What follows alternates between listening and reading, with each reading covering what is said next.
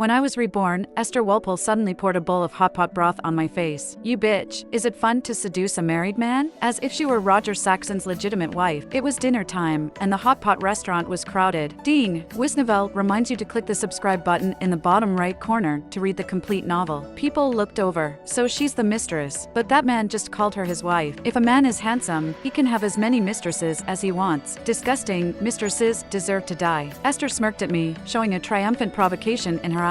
In the past life, she enjoyed embarrassing me regardless of the situation. If I hadn't known the truth before my death, maybe this time I would endure it again. After all, she was violated, became mentally ill, and Roger Saxon and I had an undeniable responsibility for it. Colleen, are you okay? I heard Roger's gentle voice, as if from another world. He carefully wiped the hot oil off my face, but at this moment, I couldn't help but recall his countless reprimands in the past life. It's because of us that Esther became like this. Can't you endure a bit? This time, almost instinctively, I pushed him away. Then, I poured the equally scalding hot broth directly onto Esther's face. "Ah!" Esther screamed, covering her face, rolling on the ground in an exaggerated manner, her eyes towards me filled with venom. "Does it hurt?" Seeing her in pain, I actually laughed, slowly approaching her. A voice full of hatred almost burst out between my teeth. "Esther Walpole, do you know, I've wanted to do this for a long time." Roger quickly helped Esther up, his face sternly rebuking me. "Colleen Heron, she's just a patient. Why are you arguing with her?" "A patient?" I repeated sarcastically, then looked at Roger quietly. Raising my hand, I directly slapped him. "To you, I've wanted to do this for a long time too." There was an uproar in the shop, and someone even took out a phone to take pictures. I took out the marriage certificate from my bag, deliberately raising my voice so everyone could hear. "Roger Saxon, today I'm here to divorce you. I'll be waiting for you at the Civil Affairs Bureau at 3 o'clock this afternoon." Roger looked at me in astonishment. I didn't want to say more to him. I walked out of the hot pot restaurant with my head held high, feeling a sense of unreality in my heart.